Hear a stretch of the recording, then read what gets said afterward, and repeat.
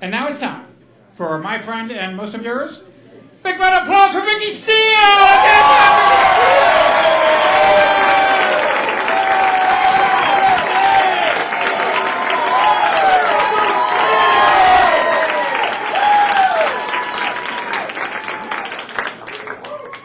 Well, it's a lot of applause and you haven't heard one damn thing yet. Man, it's great being here, and I'm just honored to have a chance to go last, and I guess because I was valet parking, they allowed me to have that opportunity, and I certainly appreciate it. I see all my bosses and some board members and all my friends and all my family from Definition 6 here. I appreciate your applause. Thank you very much. But again, why are you doing it before I start? Tomorrow morning when I get to work, you're going to applaud when I pull in the driveway? That'd be a lot of fun. Gracious alive. Anyway, I'm very glad to be here again after a year and a half absence, and I very much appreciate all of you coming. Now, I tell you, I don't know a hell of a lot, but there's one thing I do know. It ain't easy being me. It's never been easy being me. I recall as just a baby, I heard a story. The doctor delivered me, came in looking for my dad, found him and he said, "Mr. Steele, we're sorry. We did all we could do. But it survived."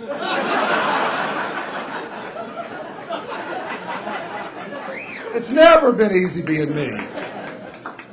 Especially when I started driving. Boy, I turned a teenager and started driving and got my driver's license on Friday the 13th. The most unluckiest day for the automobile insurance industry in the history of America. Turned 16 on a Friday, got my first ticket Sunday night. Leaving church. I always thought that minister was pretty good at preaching and praying. He was damn good at cussing, too. I got my next ticket 2 weeks later. Again, leaving church. You see, this time I had 13 people in and on the back of my 65 Mustang convertible. Two of the knuckleheads were in the back, Robert Waters and Scott Jones. They live to tell about it, but they're back there drinking, drugging. Have fun, guys. Anyway, the police officer who stopped me for that little incident didn't really know what citation to use. So he called the dispatcher and said, "Sergeant, what do you call 13 people in a two-door convertible?" I heard the radio crackle said, "I believe I'm going to call that a record." I've been setting records with my driving ever since then. And of course, many of you who are laughing have ridden with me, and I understand your need to drink. Keep it up. Anyway, moving to Atlanta hasn't made it any easier being me, especially driving. Aren't Atlanta drivers the worst? Good gosh. Don't you hate those SOBs who drive 90 miles an hour, talking on their cell phone, cutting from lane to lane without even thinking about using a blinker? Aren't they the worst? I knew you felt that way. I saw the expression on your faces when I passed you on 285. How about the next time y'all wave, use all those fingers? And man, getting old ain't easy being me either. Good gosh. My dear friend and barber for the last 20 years, Randy Durden, and his beautiful wife Marissa, are here tonight. Everybody I know is here tonight, by the way.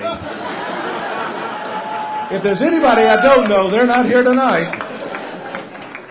Anyway, 20 years ago, I used to go to Randy and say, "Randy, how about taking a lot off the back and a little around the ears?" Today, Randy, take a little off the back and a lot out of my ears. It's a damn forest in there. Randy told me he thought he saw Bambi and Thumper.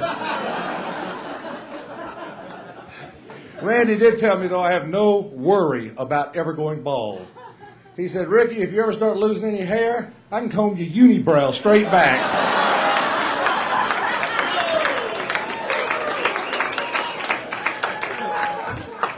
You know, kind of that Eddie Munster look. Anyway, getting old just ain't easy being me either. Good gosh almighty. I'm telling you, weight and getting old is just tough. It's affected everything, including my sleep. Now I have to wear a mask when I go to sleep at night. It's a lovely little contraption. Kind of looks like something Lloyd Bridges wore in Sea Hunt. Y'all think this is funny? Last week I tried to harpoon my wife on our waterbed. It's dangerous. Dangerous out there. Good gosh almighty. Thanks, sweetheart. Glad you came. Not recently, but... Boy, tough crowd. They'll turn on you in a hurry, won't they? Turn on you in a hurry. Good gosh. Anyway, this whole getting old thing is, kind of rough on the sex life as well. It ain't easy being me there either. Sex for me is now an idea, not a destination. If it wasn't for pickpockets, I'd have no sex life at all. The kindest thing my wife will say to me before we make love is, "You mind covering me up when you finish?"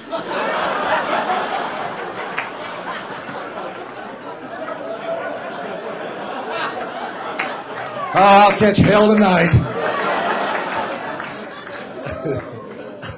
I'm sure all of y'all have read the story recently about the, country club madams operating out of the Sugarloaf Country Club up in North Atlanta. Show of hands, how many guys have been there? I thought I recognized you. Good to see you again. Thanks for being here. Anyway, my wife and I watched the show one night on television, and the announcer said that these women were getting $10,000 a night for sex. Wow. My wife looked at me and she says, maybe I could do that, and you could retire. I said, sweetheart, I appreciate that, but I just don't see how we can live on $20,000 a year.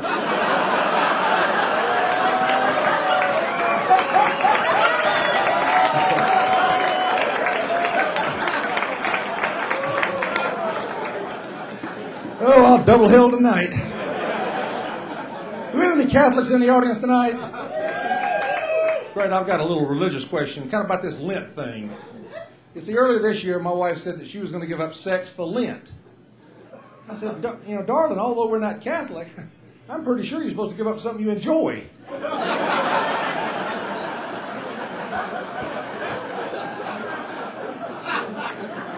My question is this: does Lent ever end?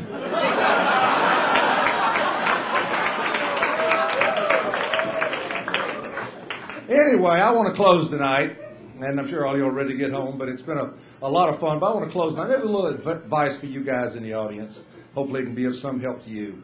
A couple of weeks ago, Beth got into bed a little earlier than I did, and I came upstairs, and I had a beautiful silver tray with a glass of water and a couple of aspirin. And I got by the side of the bed, and she looked at me and she said, "What in the world is that for?" I said, "Sweetheart, it's for your headache." She said, "I don't have a headache." I said, "Lent is over tonight."